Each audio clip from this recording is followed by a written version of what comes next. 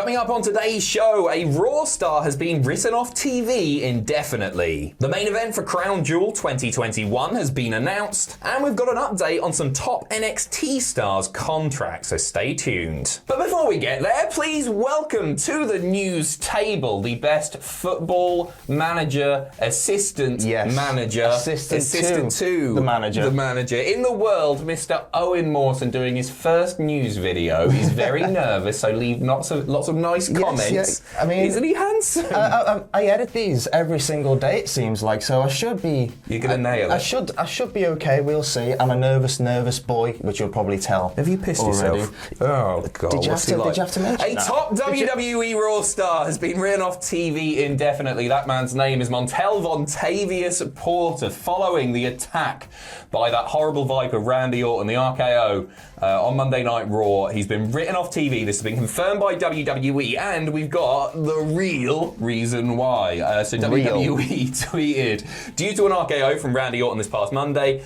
the MVP suffered a broken rib and is out indefinitely. But MVP's now commented on this, saying, while I'm out suffering from this broken rib, I may as well get my knee fixed. So it appears that the rib is the kayfabe reason, but he's actually out to get his knee fixed. So this follows on from MVP a little bit earlier this week, teasing a reunion of the Hurt Business. So you'd have to believe that without MVP, who sort of held that together, he was the mouthpiece and all that, that could potentially be put on hold. Definitely, and I'm interested to see how Bobby Lashley fares without MVP, because this entire Bobby Lashley run is MVP's been the mouthpiece. Oh, he's been integral, and it's been an amazing double act. So it'd be interesting to see how Bobby fares on his own now with MVP missing from the action. Yeah, I love Bobby, but he's not a man that you want having a mic in his hand. Yes, he's alright. He's a bit like Lesnar and Heyman. It's the same kind of double act that they've got going on there. So it'd be interesting to see how Bobby fares now that MVP is out. We don't know how long it's going to be for. Yeah, but I mean, indefinitely, it could be a while. We don't know the severity of the knee injury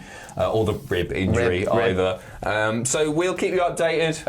Obviously, speaking of Bobby Lashley, a man who is rumoured to be having a match with Goldberg at Crown Jewel, no longer for the WWE title, of course, now Big E's champ.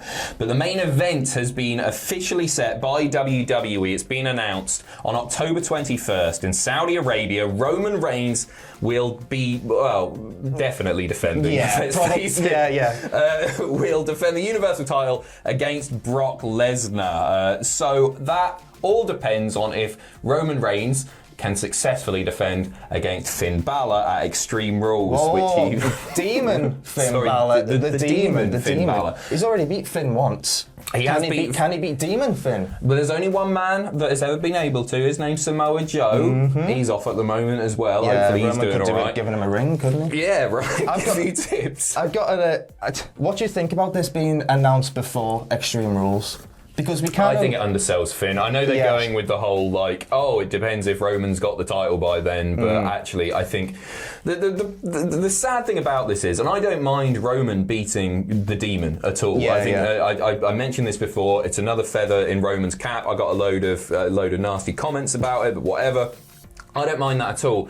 But the fact that this is just a little sort of road bump on the way to Saudi Arabia, it does undersell Finn a little bit in this situation. I mean, prior to this announcement, we could all basically assume, with the long-term plans ahead with maybe The Rock and Brock in the future at WrestleMania, is that Roman would retain anyway. But the fact that they've announced this now, it, like you said, just really undermines Finn. Yeah. Just undermines the match completely. Who knows though? Maybe Brock might come out as the Demon at Extreme Rules, beat Roman for the title, and then Finn shows up and he's like, hang on a minute, wait, that was my title shot. So then Finn gets in the match at Crown Jewel. You've gone all Sam Fantasy Booker, but the worst fantasy booking in the world. I want to see Brock dressed as the Demon, wouldn't you? I'd be well up for that. Yeah. Well up for that. Backstage reporters looking for Finn, he's gone missing. Finn takes about 3 hours to get that makeup on. Finn is a fairly slender man. He's not slender, but compared to Brock, you're looking at a 6-7 hour job there to get that paint on. Over to AEW now, narrowly beating Raw in the key demo for the second week running. So some very good rating news for AEW. In that key 18 to 49 demographic, Dynamite being watched by 1,175,000 viewers on average, doing 574,000 in the demo, which is a 0.44. Monday's Raw in the demo, 0.43. So close. Just a slither away. Obviously, it was a big Raw, which didn't deliver in the ratings this week. You had Big E winning the WWE title, but they still really failed to deliver, despite the fact that Big E teased that he was going to be there and he was going to cash in on the night. And a part of me thinks that WWE fans have been burned so many times by these teases that then amount to nothing. So actually, it was really refreshing on Raw for them to go, yeah, Big E's gonna cash in tonight. And not only did he cash in, but there was no bollocks. He just did it, and then he won the title. What a moment as well. Without a doubt. Maybe awesome. maybe they pushed it too last minute. It all come around so quickly with the Big E tweet. The Big E tweet was like the night before, and then the rumours started circulating. Is this actually going to happen?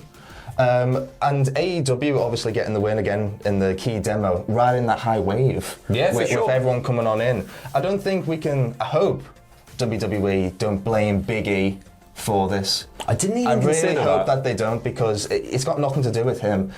Obviously, Monday Night Football is an issue for Raw anyway, and then AEW riding this high wave of momentum with all the recent debuts. You can't. I just hope, fingers crossed, they don't blame Big E. Give him a nice, long, lengthy title run. Yeah, I really that's what hope we all so. want. As I say, WWE fans have been burned so many times in the past in the WWE do these sort of bait and switches. So often we see that WWE will announce 3-4 matches and then maybe one of them will actually happen on the show. It happened this week. Yeah, right. It's all the time. The week before, they did this whole tag team gauntlet leading up to a tag team title match on Raw. Scrap that. Right. Just get rid of that. So Big E will just show up. So why listen to the hype? When they're trying to generate this hype, Yeah. why listen to it when you know that they might not actually deliver that? It's 3 hours is a lot of time to invest in a show on a Monday night, right? Especially when that tag gauntlet was most of the show. Most of the show with the tag gauntlet consisted of that, and then it led to nothing in the end.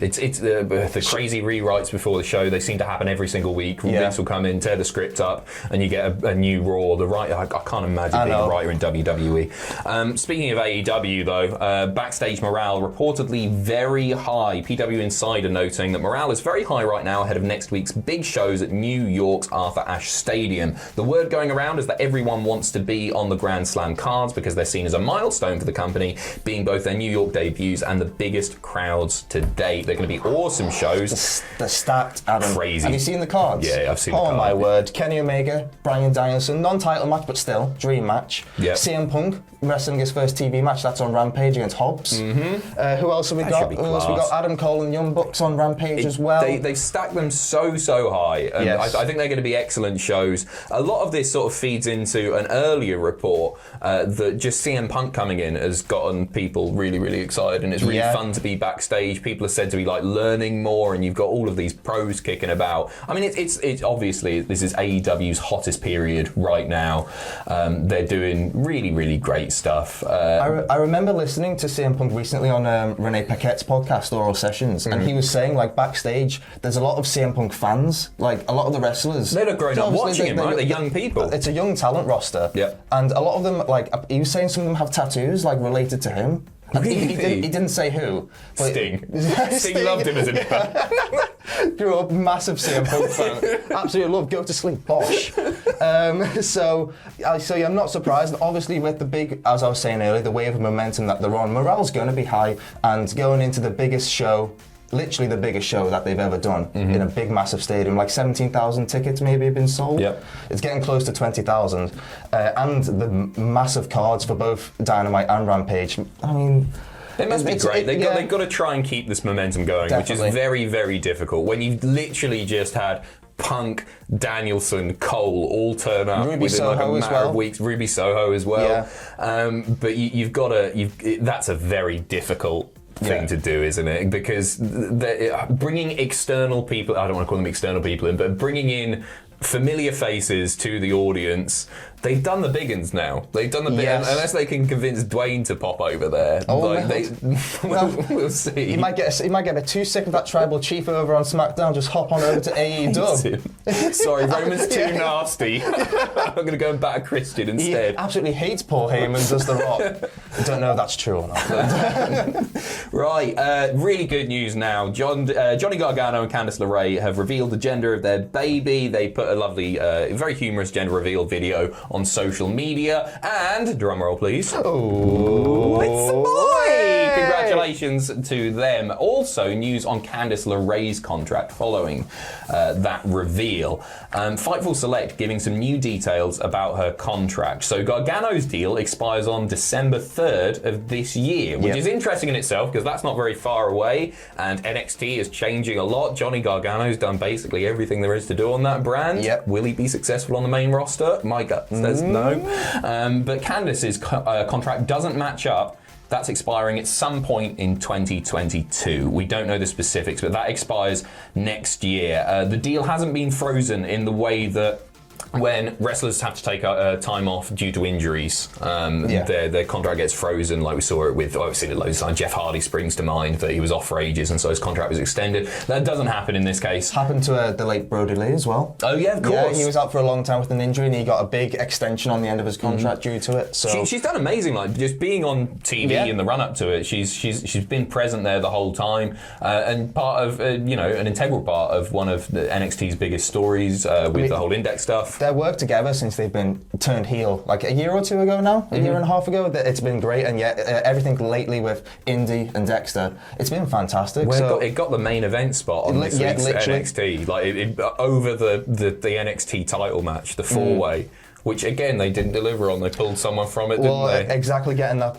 Who was it? Von Wagner. They're saying Wagner. Von Wagner. I don't know. It be? We watched the X Factor in the UK with Wagner, so maybe that's how you pronounce it. But I think. Did you see the post-show segment that Gargano, he delivered a promo after the show? No, I've not seen that. Very pro NXT, this is the place to be, that kind of thing. So it kind of makes me feel like he might want to stick it out. Yeah, I'm sure he wants to, but how much more can he do there? That's the thing, but would you imagine that he wants to stay with Candice? I can imagine so. Ciampa's been really open about the fact that he wants to be there forever. Yeah. He doesn't want to go anywhere. Obviously, he's the champion now as well, so it doesn't look like he's going to be going up to the main roster anytime soon. Yeah. So, yeah, I can imagine so, and I imagine Gargano would want to be close to Ciampa just because of their incredibly storied rivalry. Definitely. But yeah, again, there's an example of WWE pulling something that was advertised. They did the beatdown on Kyle. Kyle was taken out of the match, and then you got Von Wagner, who nobody's familiar with. Yeah. But apparently they see very big things in. I felt bad for him because when he made his entrance, there was like no reaction because no one's seen him, really. No one knows who he is. We've had no hype packages. I thought it was rubbish. No. Brutally honest after. Yeah, no, I just think like he did that backstage. He said one word in the backstage segment. I burst out laughing watching it. I think he's pretty green and he's inexperienced. He must have been very nervous as well. But there was something about that. You got these three proper pros doing all the work, and then Von Wagner coming in doing a few bits and then going to the outside of the ring. It doesn't actually help him out either. I don't think it elevated him. It was just like, why is this bloke in the match? He's the son of one member of the Beverly brothers, so maybe he's got Beverly, right? Beverly. One of the Beverly brothers. So maybe Von will might be a tag team specialist. Maybe singles action isn't his. And we'll be speaking about him in the same way that we speak about the Beverly brothers, which is often and fondly. NXT again. The announcers have been banned from mentioning Rick Steiner. So they've obviously got massive, massive plans in store for his son, and like he looked great. Like, he was a real high point of NXT this week. But from the Wrestling Observer Radio, WWE, they do weird things all the time. This guy comes out in a singlet like Rick Steiner and a haircut like Rick Steiner, looks like the son of Rick Steiner, and they never say second generation wrestler. They never bring up Rick Steiner. They never bring up Scott Steiner. The dog-faced gremlin line on commentary, an inside wink because the guys were told they can't say Rick, so Vic Joseph decided to be cute and he wasn't banned from saying dog-faced gremlin. I love that. Oh, that's nice of WWE. Nice little workaround there. Well, you would think that don't say Rick Steiner. That's like saying, oh, don't say John Cena and saying the Doctor of Thugonomics or something. Yeah, Undertaker, don't say the dead man. Yeah, exactly. Don't mention that. But those announcers were absolutely told you cannot mention. Why would you do this ban and mention the and ban the mention of Rick Steiner's name? It's just weird. It's baffling. It is weird, isn't it? It is weird. Is it because of I think it might be because of Scott, his uncle Scott, a little bit more so than his dad, because Scott Steiner is so vocally out there when it comes to WWE. He is, but he comes out dressed just like a Steiner. It's a weird one, isn't it? Yeah. Maybe he had the attire before they decided on this ban or something, but it is weird. Maybe. And also he comes out, his entrance theme, if I'm remembering correctly, he's got like sirens that go off when he makes his entrance before the music comes in. There's some sirens. Which is like, so you've got sirens going off, you've got him wearing the Steiner-esque gear.